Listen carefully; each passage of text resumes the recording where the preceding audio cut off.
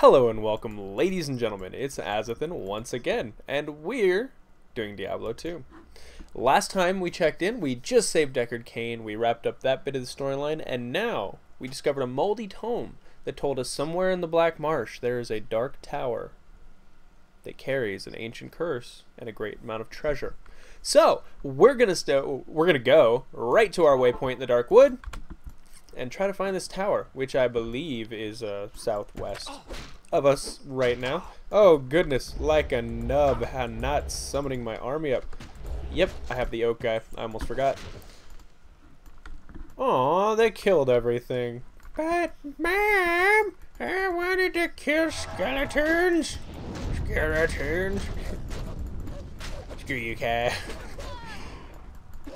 Oh, more Vile Hunt. Oh, Vile Lancer. Oh, that's a French-ass name, Lancer. By the way, guys, that joke I was talking about, it's actually a Mad TV skit. It's not. Oh, experience. We're going to switch that out because experience is so much better than armor. I don't actually see us losing anytime. Oh, that's an elite, though. I don't see us losing anytime soon. It's stone skin, but it doesn't have magic resist, so it's dead.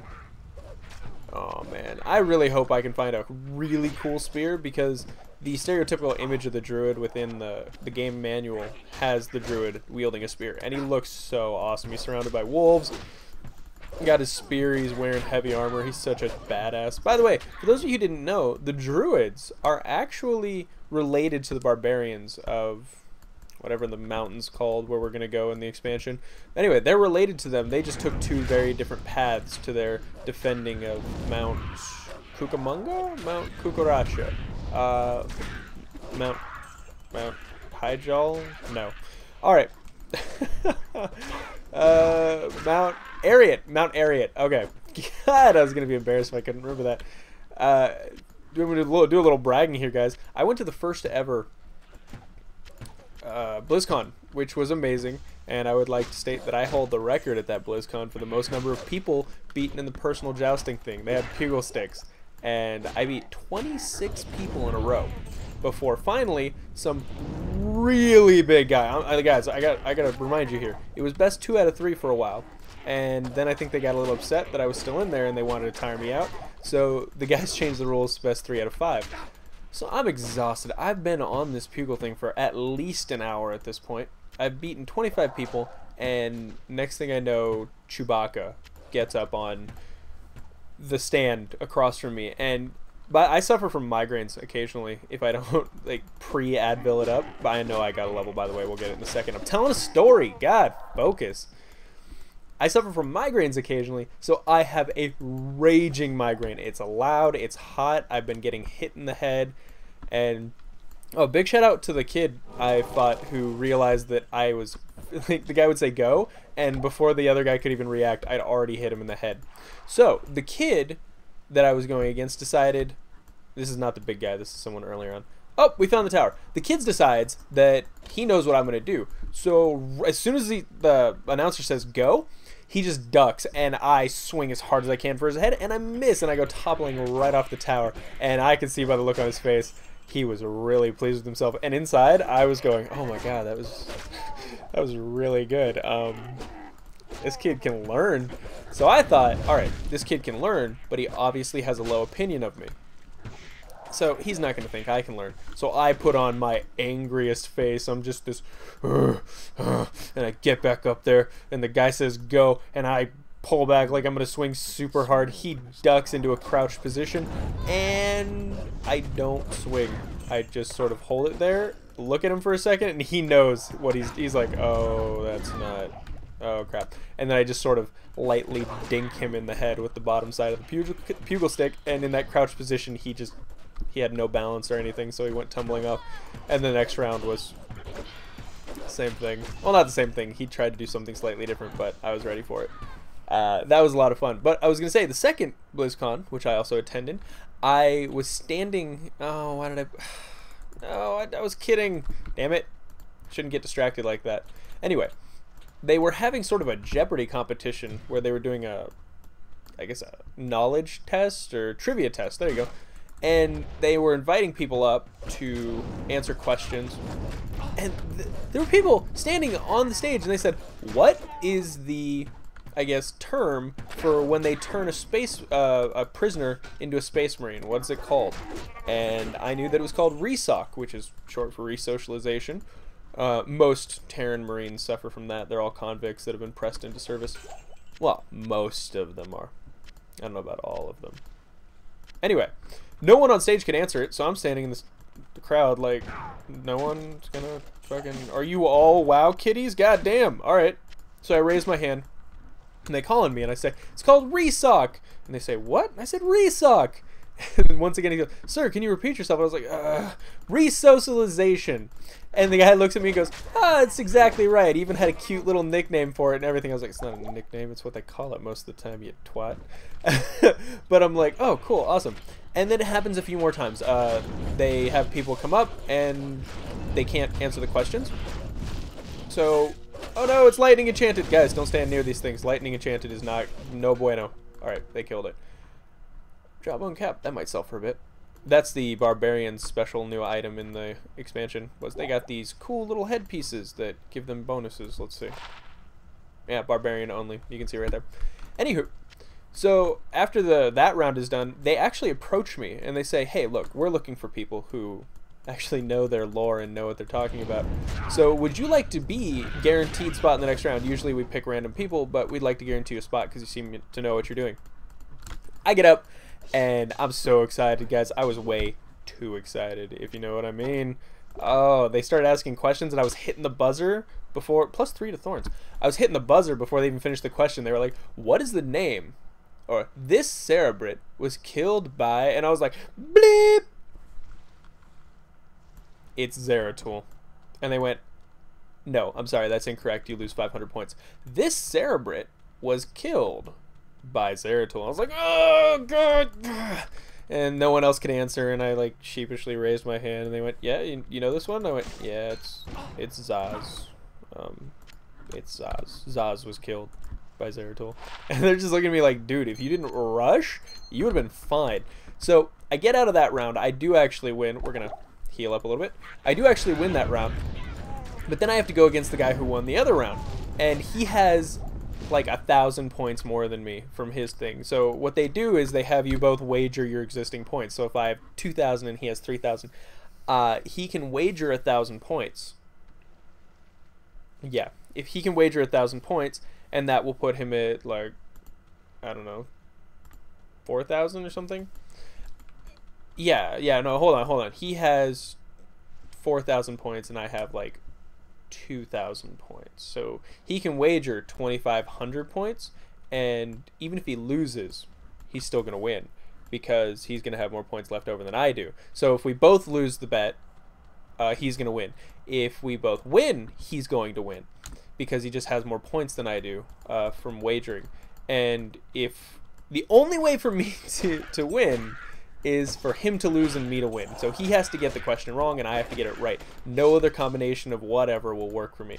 And they look us in the eyes and they say, "All right, what is the name? What are the names of the aspects, the dragon aspects?" I'm like, I turned to the guy, I'm like, "Hey, congratulations on the new iPod you're about to win." And I wanted to say like, "Jerk." But I was thinking to myself, "No, this is your fault, buddy." So I start writing down the names, and I'm like, all right, we got Malagos, Deathwing, aka Neltharion, Alexstrasza, Malagos, Nostromo. I think that's it. Oh no, Ynysira. And I'm just thinking, God, this is the easiest fucking question I've ever answered in my life. Look at that. I'm already done. And I turn, and he missed one of them. I think it was Malagos or Neltharion, but he missed it. And I will... Oh, no, he missed Nostromo. That's right, he missed Nostromo.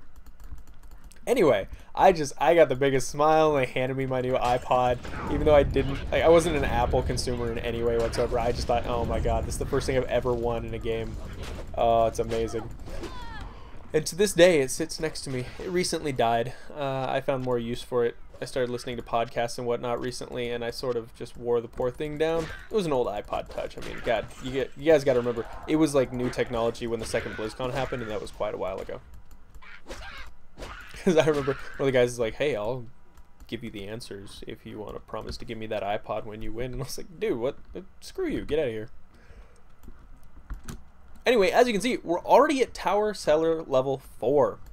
And things are getting ugly. I'm not healing appropriately. I've wasted a spell on a stupid oak sage that I don't even like. Whatever, it's 5% more health. I would have liked an extra wolf. How many wolves am I limited to? Oh, 3. I should probably put one more into that. Nope, next level is level 12, so we're going to get new abilities. Let's see, what are we going to get? Fissure. That looks pretty cool, actually. Fire damage 18 to... Oh, might be worth checking out. I should probably eventually put stuff into this because I can't get Armageddon without getting all of these. Or can I? Do I have to have both? Oh well. Shapeshifting, not really going to do anything. Carrion Vine. Summon a vine that eats corpses and replenishes your life. So, heals 4% of my life. I think our Poison Vine is starting to get a little long in the tooth. He's getting a little old. We might have to replace him. Old Viney has been quite a good companion to us so far, but I think it's about time we let him go. Oh, more champion skeletons. Nope, not fighting you guys. I'm not. Nope. Wolves, do your job. That's why I have you here. Just hit her, please. God. Oh, die, woman.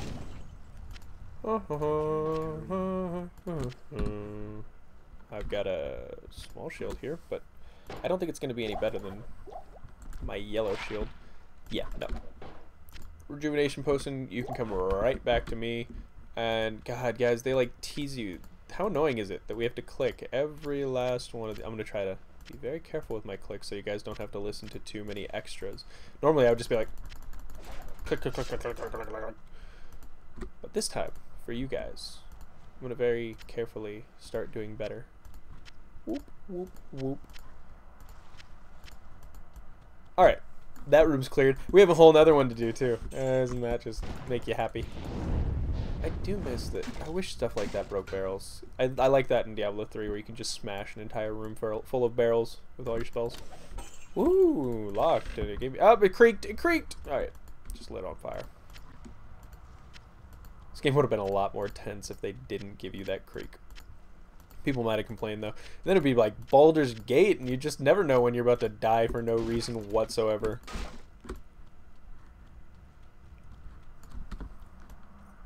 Baldur's Gate's got to be one of the most unforgiving games I've ever played. It's almost as unforgiving as this, like in Nightmare difficulty. And if you fight those knights that shoot different magics at you, screw that. In Act 4, screw that. I wanted to quit so many times because of those things. And I was a paladin. I had that aura that gave me all the... Okay, I had that aura that gave me all the different resistances, and I still wanted to quit. Alright, she's dead. We hear her essence going over here to the chest. Oh my god, that's a lot of crap. Oh, so much gold.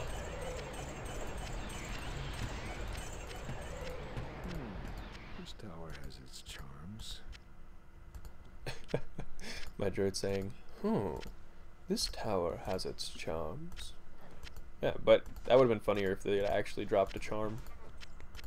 Clicking up all the gold because I'm a loot whore, and I rewatched my videos and saw how many pieces of gold I don't actually pick up. Nope, I saw it. There it is.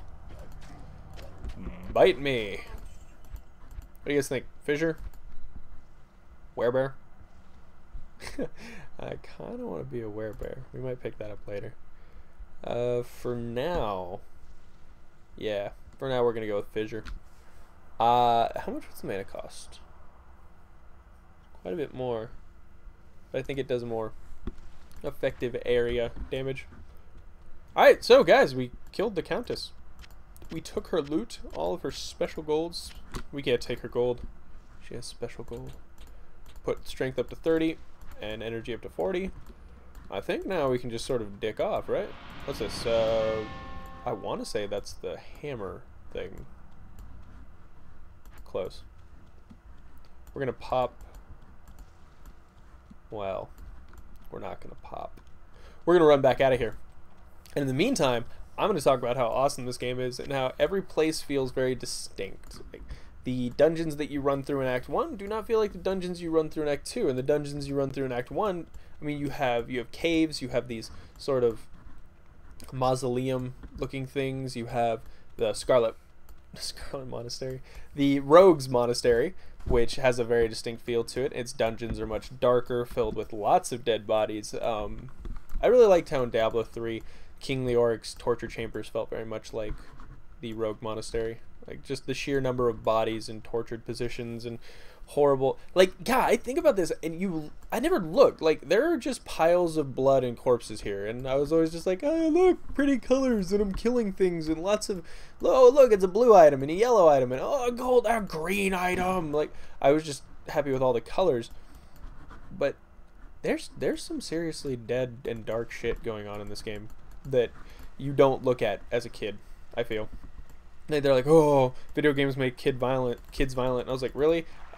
You could have handed me a gun and I wouldn't have been violent as a kid. I was just happy-go-lucky. Maybe your kids were raised wrong. I'm just saying, video games certainly had no influence on how I treated the world, except in a puzzle-solving sense. I've always felt that games like Zelda affected my view of the world, and video games in general affected my view of how to interact with the world. For example, if I couldn't get something, I would try another way, because that's what you do in video games, right? Like, you're told you can't go through this door. You're like, okay, obviously there's a back passage.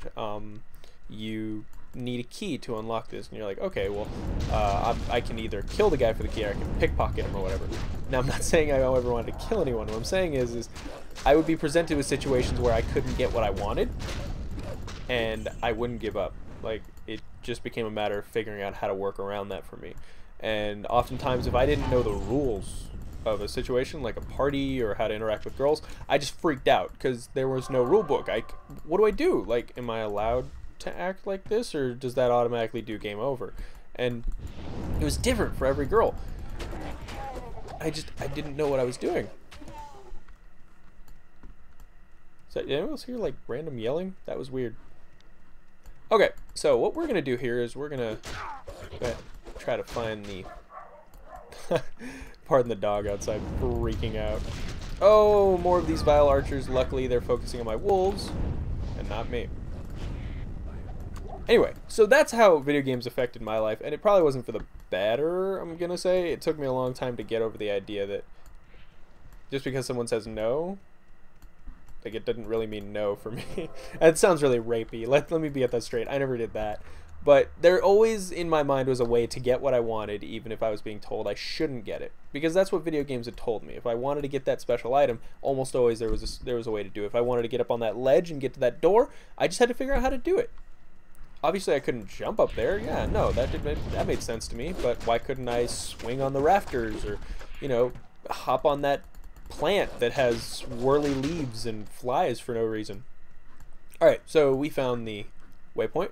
So now we're gonna teleport out, talk to Deckard. Well done, my friend. Courage and opportunity together have created a new kind of alchemy. By the way, best character in this game, the Alchemist in Act 3. I'm really gonna enjoy having him. I look at the whippy sound it makes. Like, Deckard Cain just smacked your ass. Like, good game, bro. Here's your identified items. The monastery, I left behind the Herodric Malice, my Yep. enchanted smithing hammer. If you can retrieve it for me, I'll use its magic to strengthen your equipment. Girl, when I'm around you, my equipment don't need no strengthening.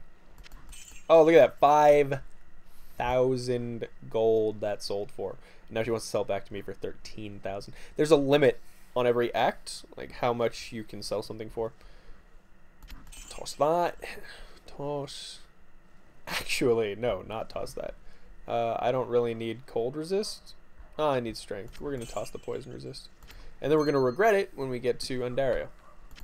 1-4 lightning damage. Going to put that over there with the other small charm. 200. Nah, I didn't sell for that much. How unfortunate. Then we're going to drop all our stuff off in the stash. And we're going to call it quits for this episode. And in the next episode, we're going to do the Herodric Malice. I'm going to try to do one quest a day. I think that that's a decent way to do things. Some of them are side quests, some of them are going to be longer, some of them are going to be shorter. But I think 6 episodes for every act should about cover it, right, guys? 6 episodes an act. That'll leave us with what, 4, 5? I guess there's 5 acts now, so 30 episodes? Yeah, 30 episodes is a totally respectable number for a Diablo playthrough. We might even go into nightmare mode if I get some good responses. I don't know, that's kind of... Maybe I should have just beaten the game and then started in nightmare mode. But, you know, everyone likes watching a brand new character get built, new items, freaking out with new spells and new abilities. You don't want me to start out overpowered, do you? Alright, guys. This has been Azothan. We got the Waygate to the Dark Wood, Black Marsh. And tomorrow, we're going to start in to the Outer Cloister, moving into the jail, the Inner Cloister, the Catacombs. That's all the Rogues Monastery stuff, where we're going to see a lot of cool bosses, a lot of cool quests, and we're gonna eventually finish up this quest. I think only 2 more episodes, right? Yeah, maybe I can move through all those areas in 2 episodes. So, guys, this is Azothan. Thank you for joining me. It's been a pleasure playing this game, and I hope this rekindles a lot of your interests in playing this game. If you'd ever like to, go ahead and add me or message me on here.